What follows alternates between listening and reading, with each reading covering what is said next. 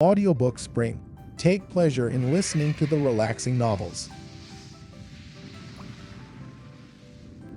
Thank you for following and not crossing advertisements.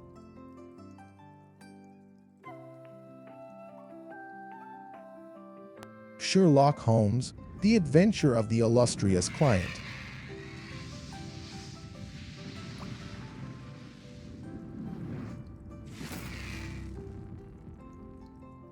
The Adventure of the Illustrious Client Part 2. I think I stood stunned for some moments. Then I have a confused recollection of snatching at a paper, of the remonstrance of the man, whom I had not paid, and, finally, of standing in the doorway of a chemist's shop while I turned up the fateful paragraph. This was how it ran. We learn with regret that Mr. Sherlock Holmes, the well-known private detective, was the victim this morning of a murderous assault which has left him in a precarious position. There are no exact details to hand, but the event seems to have occurred about 12 o'clock in Regent Street, outside the Café Royal. The attack was made by two men armed with sticks, and Mr. Holmes was beaten about the head and body, receiving injuries which the doctors describe as most serious. He was carried to Charing Cross Hospital, and afterwards insisted upon being taken to his rooms in Baker Street. The miscreants who attacked him appear to have been respectably dressed men, who escaped from the bystanders by passing through the Café Royal and out into Glass House Street behind it. No doubt they belonged to that criminal fraternity which has so often had occasion to bewail the activity and ingenuity of the injured man. I need not say that my eyes had hardly glanced over the paragraph before I had sprung into a hansom and was on my way to Baker Street. I found Sir Leslie Oakshott, the famous surgeon, in the hall and his brougham waiting at the curb. No immediate danger, was his report. 2 lacerated scalp wounds and some considerable bruises. Several stitches have been necessary. Morphine has been injected and quiet is essential, but an interview of a few minutes would not be absolutely forbidden. With this permission, I stole into the darkened room. The sufferer was wide awake, and I heard my name in a hoarse whisper. The blind was 3/4 down, but one ray of sunlight slanted through and struck the bandaged head of the injured man. A crimson patch had soaked through the white linen compress. I sat beside him and bent my head. "All right, Watson. Don't look so scared," he muttered in a very weak voice. "It's not as bad as it seems." Thank God for that. I'm a bit of a single-stick expert, as you know. I took most of them on my guard. It was the second man that was too much for me. What can I do, Holmes? Of course, it was that damned fellow who set them on. I'll go and thrash the hide off him if you give the word. Good old Watson. No. We can do nothing there unless the police lay their hands on the men. But their getaway had been well prepared. We may be sure of that. Wait a little. I have my plans. The first thing is to exaggerate my injuries. They'll come to you for news. Put it on thick, Watson. Lucky if I live the week out, concussion delirium, what you like. You can't overdo it. But Sir Leslie Oakshott. Oh, he's all right. He shall see the worst side of me. I'll look after that. Anything else? Yes. Tell Shinwell Johnson to get that girl out of the way. Those beauties will be after her now. They know, of course, that she was with me in the case. If they dared to do me in, it is not likely they will neglect her. That is urgent. Do it tonight. I'll go now. Anything more? Put my pipe on the table and the tobacco slipper. Right. Come in each morning, and we will plan our campaign. I arranged with Johnson that evening to take Miss Winter to a quiet suburb and see that she lay low until the danger was past. For 6 days the public were under the impression that Holmes was at the door of death. The bulletins were very grave, and there were sinister paragraphs in the papers. My continual visits assured me that it was not so bad as that. His wiry constitution and his determined will were working wonders. He was recovering fast, and I had suspicions at times that he was really finding himself faster than he pretended, even to me. There was a curious secretive streak in the man which led to many dramatic effects, but left even his closest friend guessing as to what his exact plans might be. He pushed to an extreme the axiom that the only safe plotter was he who plotted alone. I was nearer him than anyone else, and yet I was always conscious of the gap between. On the 7th day the stitches were taken out, in spite of which there was a report of erysipelas in the evening papers. The same evening papers had an announcement which I was bound, sick or well, to carry to my friend. It was simply that among the passengers on the Cunard boat Ruritania, starting from Liverpool on Friday, was the Baron Adelbert Gruner, who had some important financial business to settle in the States before his impending wedding to Miss Violet Merville, only daughter of, etc. etc. Holmes listened to the news with a cold, concentrated look upon his pale face, which told me that it hit him hard. "Friday," he cried. "Only 3 clear days. I believe the rascal wants to put himself out of danger's way. But he won't, Watson. By the Lord Harry, he won't. Now, Watson, I want you to do something for me. I am here to be used, Holmes. Well, then, spend the next 24 hours in an intensive study of Chinese pottery." He gave no explanations, and I asked for none. By long experience I had learned the wisdom of obedience. But when I had left his room I walked down Baker Street, revolving in my head how on earth I was to carry out so strange an order. Finally I drove to the London Library in St. James's Square, put the matter to my friend Lomax, the sub-librarian, and departed to my rooms with a goodly volume under my arm. It is said that the barrister who crams up a case with such care that he can examine an expert witness upon the Monday has forgotten all his forced knowledge before the Saturday. Certainly I should not like now to pose as an authority upon ceramics. And yet all that evening, and all that night with a short interval for rest, and all next morning I was sucking in knowledge and committing names to memory. There I learned of the hallmarks of the great artist-decorators, of the mystery of cyclical dates, the marks of the Hung Wu and the beauties of the Yung Lo, the writings of Tang Ying, and the glories of the primitive period of the Sung and the Yuan. I was charged with all this information when I called upon Holmes next evening. He was out of bed now, though you would not have guessed it from the published reports, and he sat with his much bandaged head resting upon his hand in the depth of his favorite armchair. "Why, Holmes," I said, "if one believes the papers, you are dying." "That," said he, "is the very impression which I intended to convey. And now, Watson, have you learned your lessons?" "At least I have tried to." "Good. You could keep up an intelligent conversation on the subject." "I believe I could." "Then hand me that little box from the mantelpiece." He opened the lid and took out a small object most carefully wrapped in some fine Eastern silk. This he unfolded, and disclosed a delicate little saucer of the most beautiful deep blue color. "It needs careful handling, Watson. This is the real eggshell pottery of the Ming Dynasty. No finer piece ever passed through Christie's. A complete set of this would be worth a king's ransom. In fact, it is doubtful if there is a complete set outside the Imperial Palace of Peking.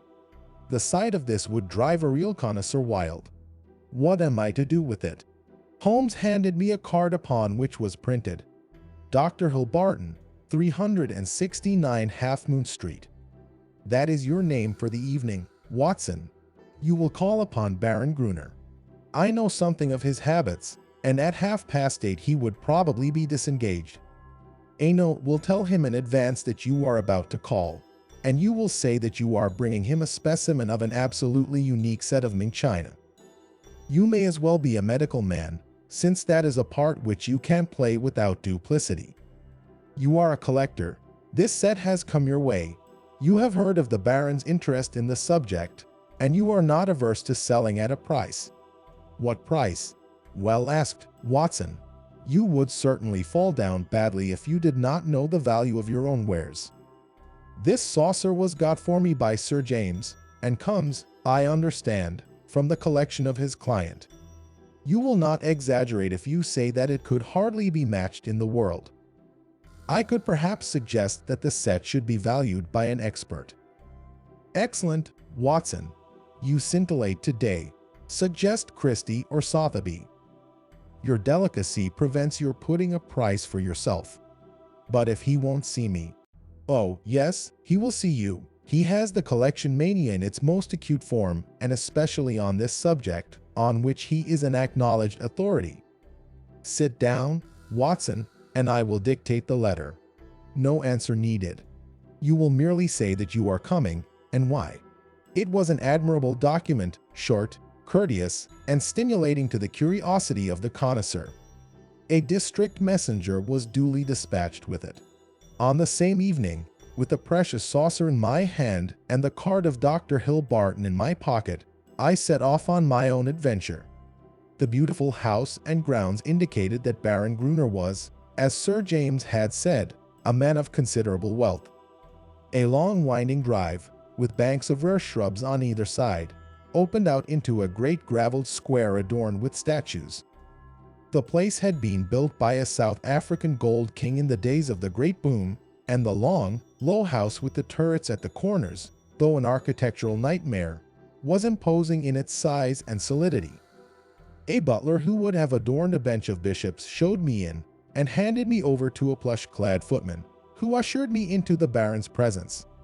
He was standing at the open front of a great case which stood between the windows, and which contained part of his Chinese collection. He turned as I entered with a small brown vase in his hand. "Pray sit down, doctor," said he. I was looking over my own treasures and wondering whether I could really afford to add to them. This little tang specimen, which dates from the 7th century, would probably interest you. I am sure you never saw finer workmanship or a richer glaze. Have you the mink saucer with you of which you spoke? I carefully unpacked it and handed it to him. He seated himself at his desk, pulled over the lamp, for it was growing dark, and set himself to examine it. As he did so, the yellow light beat upon his own features, and I was able to study them at my ease. He was certainly a remarkably handsome man. His European reputation for beauty was fully deserved.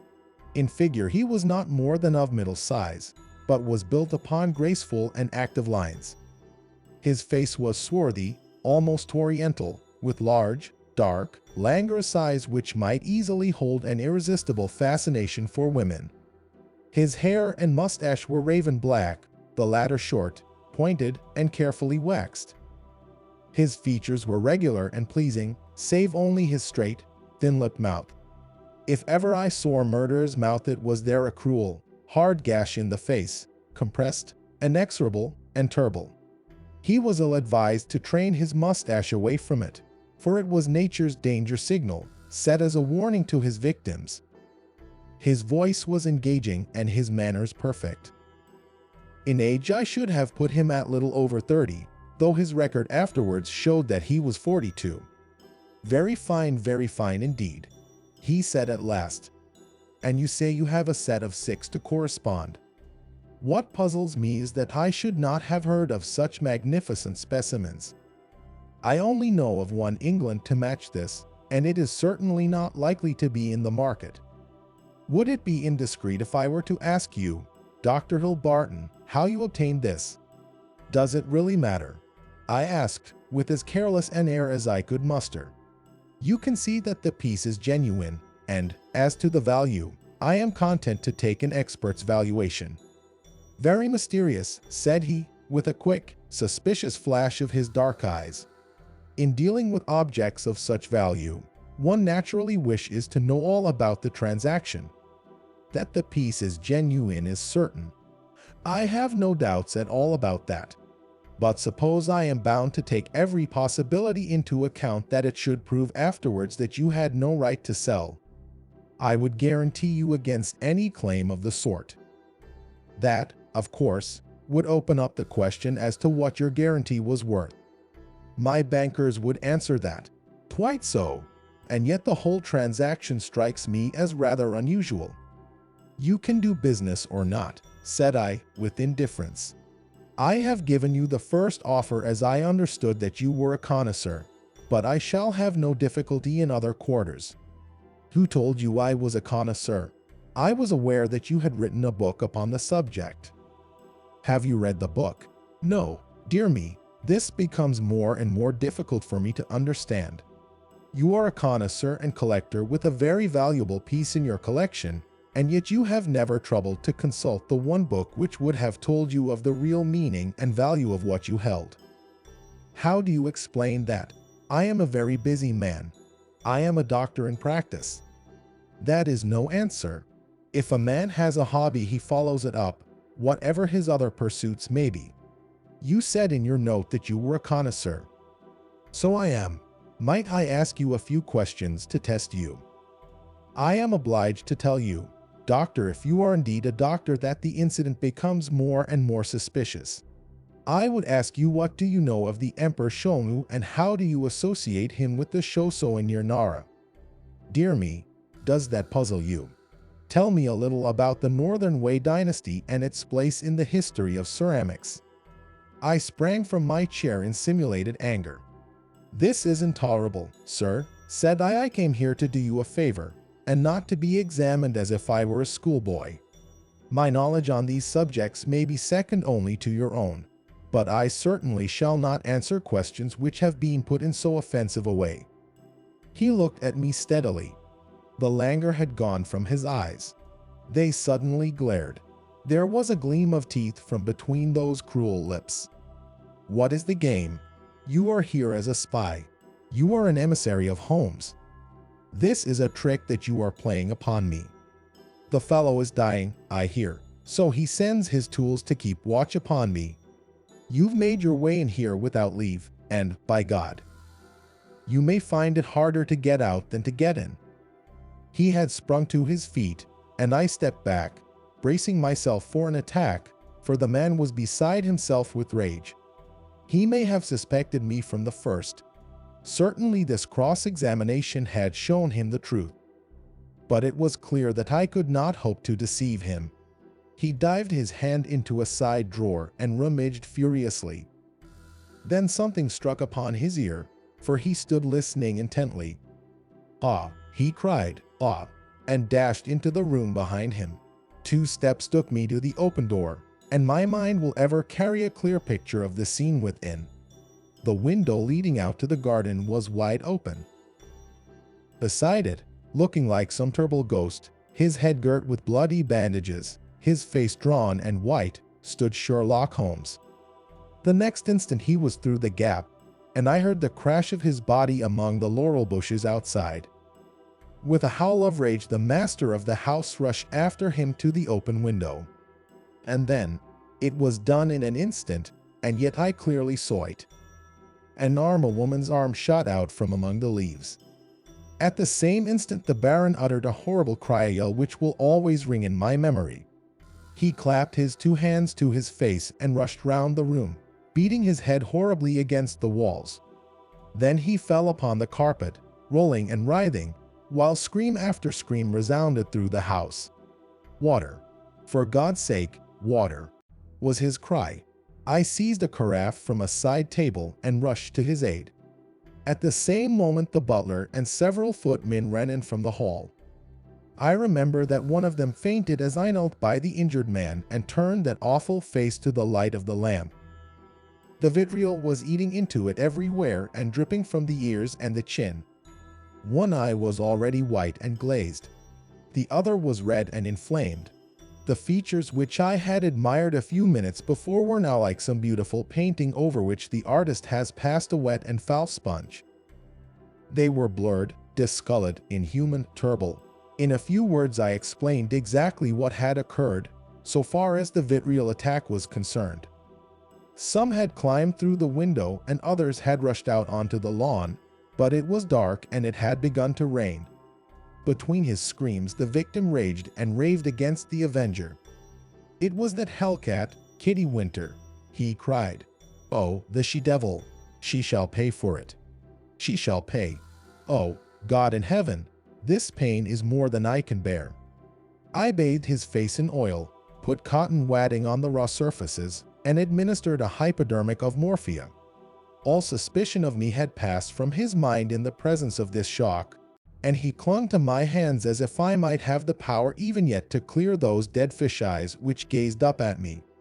I could have wept over the ruin had I not remembered very clearly the vile life which had led up to so hideous a change. It was loathsome to feel the point of his burning hands, and I was relieved when his family surgeon, closely followed by a specialist, came to relieve me of my charge. An inspector of police had also arrived, and to him I handed my real card. It would have been useless as well as foolish to do otherwise, for I was nearly as well known by sight at the yard as Holmes himself. Then I left that house of gloom and terror. Within an hour I was at Baker Street. Holmes was seated in his familiar chair, looking very pale and exhausted. Apart from his injuries, even his iron nerves had been shocked by the events of the evening, and he listened with horror to my account of the Baron's transformation. "The wages of sin, Watson, the wages of sin," said he. "Sooner or later it will always come. God knows, there was sin enough," he added, taking up a brown volume from the table. "Here is the book the woman talked of. If this will not break off the marriage, nothing ever could. But it will, Watson. It must. No self-respecting woman could stand it. It is his love diary. Or his lust diary. Call it what you will. The moment the woman told us of it, I realized what a tremendous weapon was there, if we could but lay our hands on it. I said nothing at the time to indicate my thoughts, for this woman might have given it away. But I brooded over it. Then this assault upon me gave me the chance of letting the Baron think that no precautions need be taken against me. That was all to the good. I would have waited a little longer, but his visit to America forced my hand. He would never have left so compromising a document behind him. Therefore we had to act at once. Burglary at night is impossible. He takes precautions, but there was a chance in the evening if I could only be sure that his attention was engaged. That was where you and your blue saucer came in. But I had to be sure of the position of the book, and I knew I had only a few minutes in which to act, for my time was limited by your knowledge of Chinese pottery. Therefore I gathered the girl up at the last moment. How could I guess what the little packet was that she carried so carefully under her cloak? I thought she had come altogether on my business, but it seems she had some of her own. He guessed I came from you. I feared he would, but you held him in play just long enough for me to get the book, though not long enough for an unobserved escape. Ah, Sir James, I am very glad you've come." Our courtly friend had appeared in answer to a previous summons. He listened with the deepest attention to Holmes's account of what had occurred. "You have done wonders," he cried, when he had heard the narrative. "But if these injuries are as terrible as Dr. Watson describes, then surely our purpose of thwarting the marriage is sufficiently gained without the use of this horrible book." Holmes shook his head. "Women of the Merville type do not act like that. She would love him the more as a disfigured martyr. No, it is his moral side, not his physical, which we have to destroy. That book will bring her back to earth, and I know nothing else that could. It is in his own writing. She cannot get past it."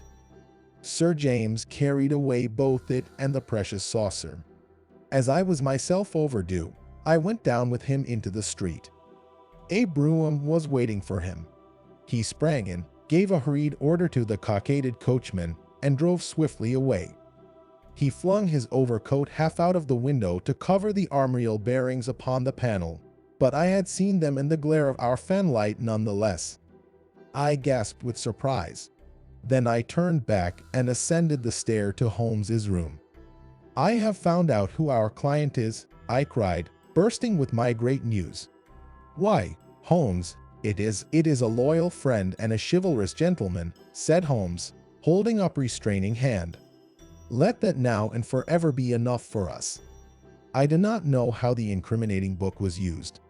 Sir James may have managed it. Or it is more probable that so delicate a task was entrusted to the young lady's father. The effect, at any rate, was all that could be desired. 3 days later appeared a paragraph in the Morning Post to say that the marriage between Baronet Delbert Gruner and Miss Violet Merville would not take place. The same paper had the first police court hearing of the proceedings against Miss Kitty Winter on the grave charge of vitriol throwing.